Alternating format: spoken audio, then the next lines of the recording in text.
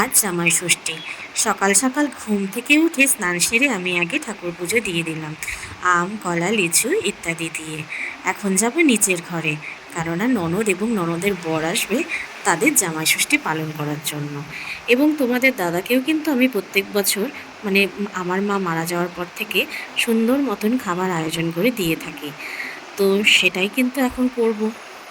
তো তোমরা কিভাবে সবাই জামাই ষষ্ঠী পালন করো সেটাও কিন্তু অবশ্যই জানিও।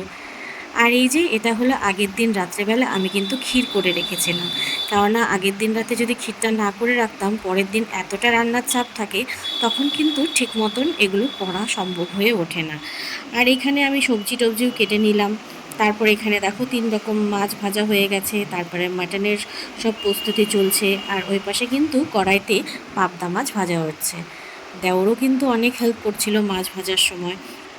তো তারপরে ননদের বড় কিন্তু চলে এসছে, ওকে আমি আম কাঁঠাল কলা লিচু ক্ষীর এবং সফট ড্রিঙ্কস পরিবেশন করলাম। আর এই যে হলো আমার নন্দাই। তো তারপরে বললাম যে তুমি এগুলো খেয়ে নাও, তারপরে কিন্তু ভাত খেতে বসতে হবে। আর আমার কিন্তু শাশুড়ি মা রান্নাবাড়ি সব কিছু কমপ্লিট করে ফেলেছে। এখানে দেখো ভাত, ফ্রাইড রাইস, ডাল, পটল চিংড়ি, কাতল কালিয়া, তারপর আছে সর্ষে পাবদা, মাটন, চাটনি, দই, মিষ্টি, ক্ষীর সব কিছুই। আর এখানে ফলও ছিল, ছানাও ছিল, অনেক কিছু ছিল।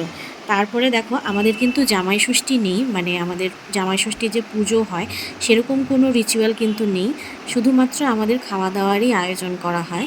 তো সেই হিসাবেই আজকে শুধুমাত্র খাওয়া দাওয়ার আয়োজনই করা হয়েছে।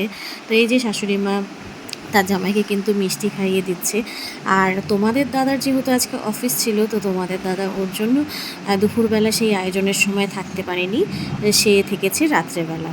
তো মা বলে গিয়েছিল যেহেতু যে প্রত্যেক বছর মা না থাকলেও যাতে তার জামাইয়ের কোনো রকম ত্রুটি না হয় জামাই ষষ্ঠীর দিন, তো আমি সেটাই যৎসামান্য চেষ্টা করছি এই কয়েক বছর ধরে, যাতে তার জামাইকে মানে এই দিনটা একটু স্পেশাল করে দিতে পারি।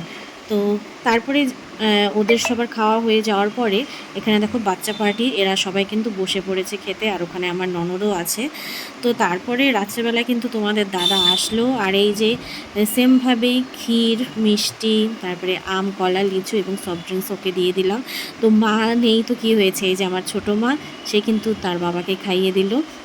আর সেম ভাবেই কিন্তু তোমাদের দাদাকেও আমি এরকমভাবে সুন্দর মতন করে খাবার পরিবেশন করেছি। আর তারও খুব মনে পড়ছিল তার শাশুড়ির কথা। আমার মাকে সেও ভীষণ ভালোবাসতো, আর আমার মা তো ভীষণই ভালোবাসতো তাকে। তো যাই হোক, আজকে কিন্তু মার কথা ভীষণ মনে পড়ছিল আর খুব খারাপও লাগছিল। তো ভিডিওটা কেমন লাগলো সবাই কিন্তু জানিও। টাটা।